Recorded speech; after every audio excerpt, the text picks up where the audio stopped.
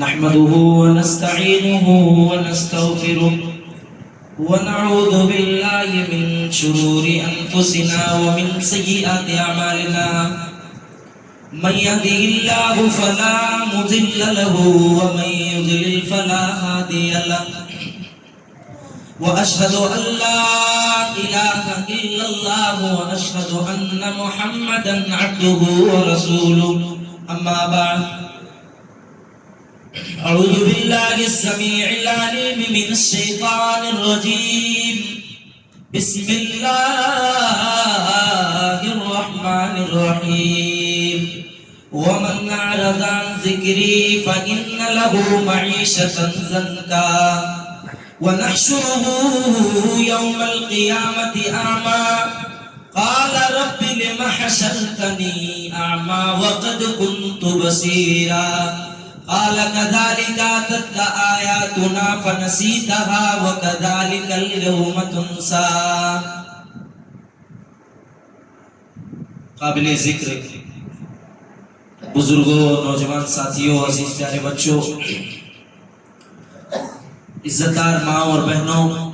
اولاً تو سب سے پہلے تعریف و توصیف، حمد و ثنا، بڑائی و بزرگی، کبریائی اس اللہ جل جلالہ کے لیے لائق و زیبا ہے جو تنہا اس پوری دنیا کا خالق، مالک، رازق، حاکم ہے. انگت و بے شمار درود و سلام کا نذرانہ ہو تمام کے تمام انبیاء کرام پر، خصوصاً بالخصوص ہمارے اور آپ کے آخری نبی تاجدار مدینہ احمد مصطفیٰ جناب محمد عربی صلی اللہ علیہ وسلم پر، کہ جن کے ذریعے سے یہ قرآن حکیم جیسی بابرکت کتاب اور اسلام جیسا بابرکت دین ہم تمام لوگوں تک پہنچا. عزیزان گرامی، آج کے اس درس میں انشاءاللہ تعالی گناہوں کے نقصانات کے تعلق سے کچھ باتیں آپ کے سامنے رکھنے کی کوشش کروں گا. دعا کو مبارکہ رب ذوالمنن میں مولا کریم تو ہم کو حق سچ کہہ سکنے اور ہم تمام لوگوں کو اس پر عمل پیرا ہونے کی توفیق عطا فرمائے. بہت ساری باتیں درس میں آ ہی جاتی ہیں، لیکن میں نے مناسب یہ سمجھا کہ گناہ کا ڈیفینیشن، اس کے نقصانات اور انسانی زندگی پر اس کے اثرات کیا کیا ہوتے ہیں، اس کے تعلق سے کچھ باتیں آپ کے سامنے ذکر کی جائیں. قبل اس کے کہ میں اپنے موضوع پر روشنی ڈالوں، اس سے پہلے میں اپنے بچوں سے مخاطب ہوں کہ جتنی باتیں کہی جا رہی ہیں اس پر غور سے سننا. کہیں بھی بیچ سے میں سوال کر سکتا ہوں، اگر سوال کا جواب نہیں دے تو عصائے موسیٰ ہمارے بدل میں ہے، اسی لاٹھی سے جواب ہوگا. اگر گفت و شنود ہوا، بیچ میں لڑائی جھگڑا ہوا، بات چیت کیے، ابھی نکل جاؤ، وقت ہے، نکل کر کے نیچے چلے جاؤ. درمیان خطبہ اگر کسی نے بات کیا تو پھر عصائے موسیٰ سے بات ہوگا، یاد رکھ لینا. خاص کر کے تو اگر بات چیت ہوئی، ابھی وقت ہے، نکل جاؤ. درمیان خطبہ بات چیت نہیں ہونا چاہیے، ہوا تو پھر لاٹھی سے بات ہوگی. اللہ رب العالمین نے اس انسانی زندگی کو بنایا اور ہر انسان کے پیدائش کا مقصد بتا دیا. اللہ نے کہا ہم نے انسانوں کو پیدا کیا، وما خلقت الجن والانس الا لیعبدون، کہ ہم نے انسانوں اور جناتوں کو بے مقصد نہیں پیدا کیا، مقصد کے تحت پیدا کیا ہے. اور مقصد یہ ہے الا لیعبدون، میری عبادت کی جائے. گویا انسان اس دنیا کے اندر زندگی گزار رہا ہے، کھا رہا ہے، پی رہا ہے، چل رہا ہے، اور اللہ نے اس کو اس دنیا کے اندر پیدا کیا ہے. تو اس کی پیدائش کا جو سب سے اہم مقصد ہے وہ مقصد اللہ کی عبادت ہونی چاہیے. اللہ کی عبادت کے بعد جو وقت، جو وقفہ، جو ٹائم بچ رہا ہے، اس میں ہمیں دنیاوی کاموں کے اندر جانا چاہیے اور کرنا چاہیے. اللہ کے نبی کریم صلی اللہ علیہ وسلم نے بیان فرمایا کل بنی آدم خطاء وخیر الخطائین التوابون، ابن آدم کی ساری اولاد خطا کار و گنہگار ہے. ابن آدم کے چھوٹے بڑے، بزرگ، نوجوان، بچے، بوڑھے، خواتین، مائیں اور بہنیں، عورتیں، بچیاں، سارے لوگ خطا کار ہیں، گنہگار ہیں. لیکن نبی کائنات نے آگے بیان فرمایا وَخَيْرُ الْخَطَّائِينَ التَّوَّابُونَ، ان خطا کاروں میں بہترین خطا کار وہ ہے جو جس سے گناہ ہو جاتا ہے، غلطی ہو جاتی ہے، خطا ہو جاتی ہے، تو وہ اللہ کے حضور آ کر کے توبہ اور استغفار، معافی و تلافی کرنے والا ہے۔ گویا اس حدیث مبارکہ سے پتہ یہ چلا کہ گناہ کا سرزد ہونا یہ انسان سے برحق ہے، انسان سے ہوگا، غلطی ہوگی، خطا ہوگا، گالی گلوچ دیا جائے گا، کسی کو نقصان پہنچایا جائے گا، نماز کو چھوڑا جائے گا، تکلیف کا دیا جانا طے ہے، کسی اور کے ذریعے سے، اپنی جسمانی سے، اپنے زبان سے، اپنے جسم کے طاقت سے، اپنی قوت سے ہم کسی کو ایذا پہنچائیں گے، تکلیف پہنچائیں گے۔ گناہ کا سرزد ہونا انسانی زندگی سے یہ طے ہے، کیونکہ نبی پاک صلی اللہ علیہ وسلم کی حدیث اس بات پر دلالت کرتی ہے کہ کل بنی آدم خطاؤن، ابن آدم کی ساری اولاد خطا کار ہے، سارے لوگ گنہگار ہیں۔ نبی کائنات نے کہا ان خطا کاروں میں، ان گنہگاروں میں، ان مجرموں میں، ان زبردست لوگوں میں بہترین کون ہے، اچھا کون ہے؟ جو اللہ کے حضور آ کر کے توبہ اور استغفار اور معافی و تلافی کرنے والا ہے، اور اپنے گناہ پر ندامت و شرمندگی کا اظہار کرتے ہوئے اللہ کے حضور سجدے میں آ کر کے گناہوں کی معافی تلافی کرنے والا ہے۔ گویا اس حدیث مبارکہ سے صاف ہو گیا کہ گناہ کا سرزد ہونا طے ہے، گناہ ہوگا، غلطی ہوگی، لیکن غلطی ہونے کے بعد ہمیں اللہ کے حضور آنا ہے، یہ بات بھی ہمیں اس حدیث مبارکہ سے پتہ چلا۔ اور آگے بڑھیے، اب ہمارے ذہن میں ایک سوال پیدا ہوتا ہے کہ گناہ کہتے کس کو ہے، گناہ ہے کیا؟ ہر انسان سوچتا ہے کہ مولانا نے بیان کیا گناہ نہیں کرنا چاہیے، غلطی نہیں ہونی چاہیے، خطا نہیں ہونا چاہیے۔ یہ عربی جو لفظ ہے گناہ، یہ گناہ کہتے کس کو ہے؟ آئیے سیدھا چلتے ہیں، کہیں ادھر ادھر جانے کی ضرورت نہیں، نبی کی بارگاہ میں چلتے ہیں۔ اللہ کے نبی کریم صلی اللہ علیہ وسلم کے ایک صحابی آ کر کے سوال کرتے ہیں، ما هو البر، اے اللہ کے نبی صلی اللہ تعالیٰ علیہ وسلم آپ ہمیں بتا دیجئے نیکی کیا ہے، گناہ کیا ہے؟ گویا پتہ یہ چلا اگر کہیں ہمیں ڈاؤٹ ہو رہا ہے، اگر کہیں ہمیں کسی بھی معاملے کو لے کر کے شک کہا جا رہا ہے، نبی کی بارگاہ میں کی طرف جانا ہے، نبی کے عہد رسالت میں جانا ہے، کوئی غلطی کوئی خطا ہو گئی، کسی بھی معاملے کی ہمیں جانکاری نہیں ہے، کسی کے پاس نہیں جانا ہے، نبی کے پاس آنا ہے، نبی کی شریعت کے پاس آنا ہے، قرآن حکیم کے پاس آنا ہے۔ صحابہ دوڑے دوڑے بھاگے بھاگے نبی کی بارگاہ میں جاتے ہیں، ما هو البر، نبی کائنات آپ ہمیں بتائیے گناہ کیا ہے، نیکی کیا ہے؟ اللہ کے نبی نے بڑی اچھی طریقے سے ڈیفینیشن کی، تعریف بیان کی، والاسم ما حاک فی صدرک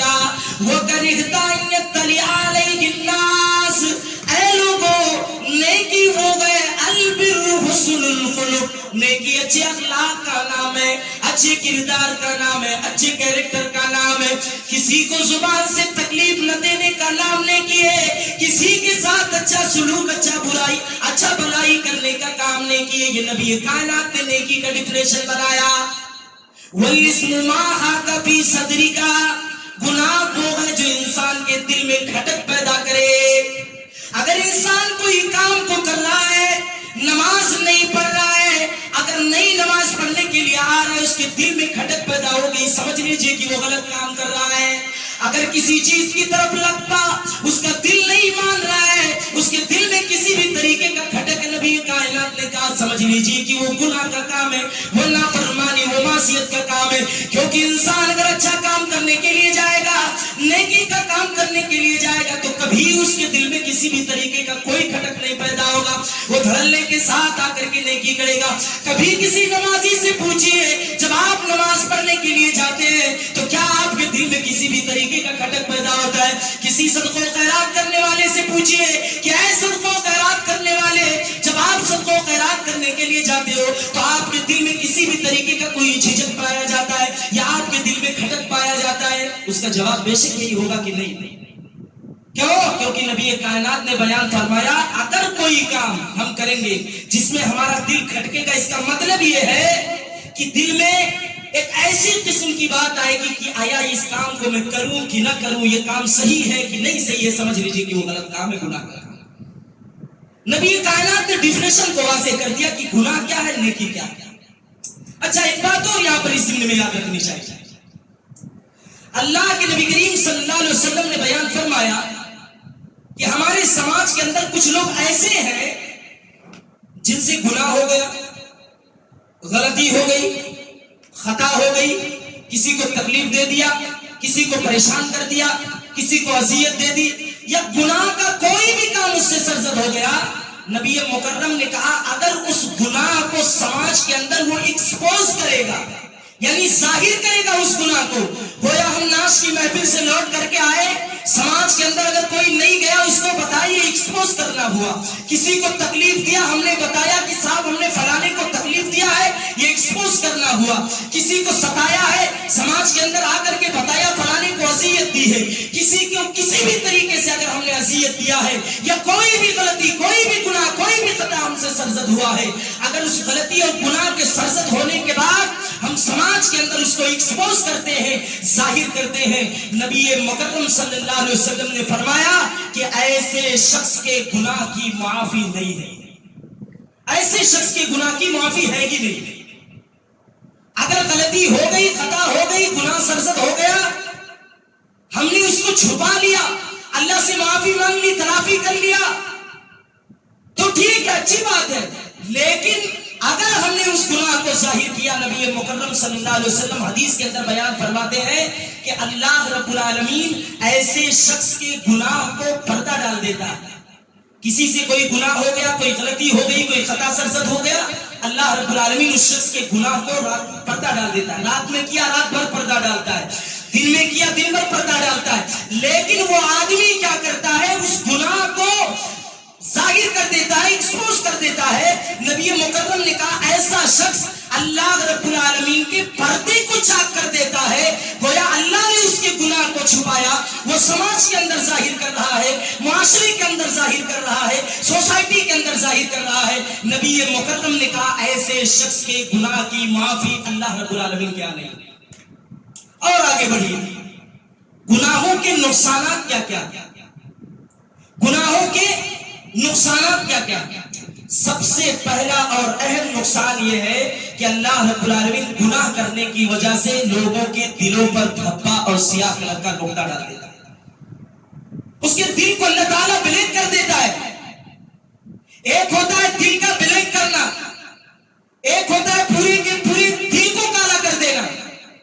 اور جس کے دل کو روحانی طور پر کالا کر دیا گیا، پھر اس کے اوپر جتنی مرضی صحیح حدیث قرآن کی باتیں بتائی جائے، اس کو لا لا کر کے بٹھایا جائے، نماز پڑھوایا جائے،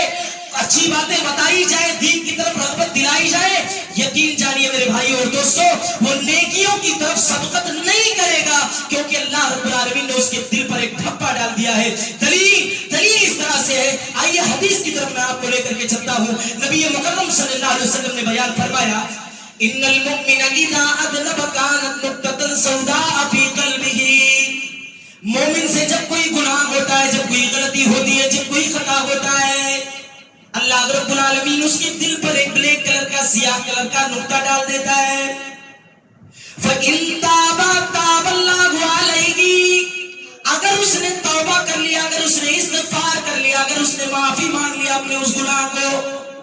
اللہ رب العالمین کہتا سُکِرَ قَلْبُهُ، ہم اس کے دل سے اندر جو سیاہی لگی اس سیاہی کو دھل دیتے ہیں۔ وَإِن زَادَ زَادَتْ حَتَّى يَعْلُوَ قَلْبًا،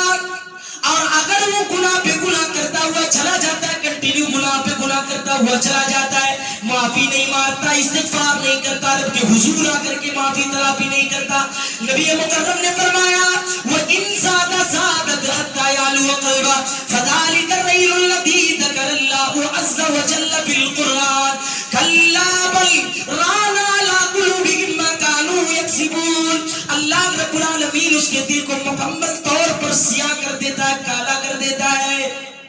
اگر غلطی ہوئی، خطا ہوئی، اور آ کر کے رب کے حضور میں معافی مانگ لیا، اللہ رب العالمین کے حضور میں آ کر کے استغفار کر لیا، اللہ رب العالمین کہتا ہے ہم اس کے اس سیاہ کلر کے دھبے کو مٹا کر کے ختم کر دیتے ہیں۔ لیکن توبہ نہیں کیا، معافی نہیں مانگا، گناہ پہ گناہ، گناہ پہ گناہ کرتا ہوا چلا جاتا ہے، اللہ کے نبی کریم صلی اللہ علیہ وسلم نے بیان فرمایا اللہ رب العالمین ایسے شخص کے پورے دل کو سیاہ کر دیتا ہے، کالا کر دیتا ہے۔ یہ پہلا نقصان ہے۔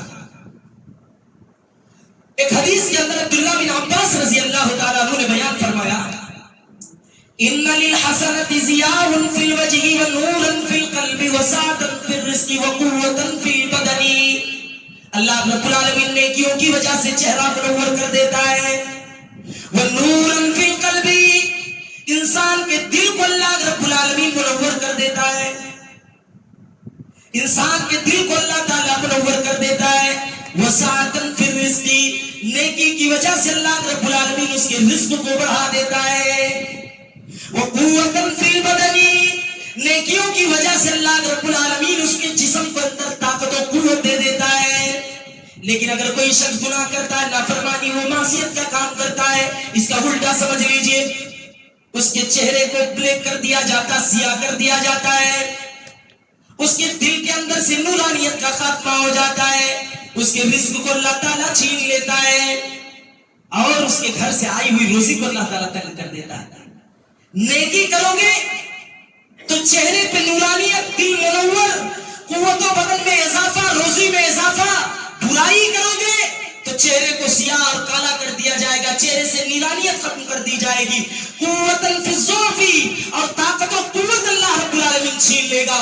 رزق کو اللہ تعالیٰ چھین لے گا اور دل کے اندر سے نورانیت کو ختم کر دیا جائے گا. یہ گناہ کرنے کا سب سے پہلا اور خطرناک نقصان ہے میرے بھائی.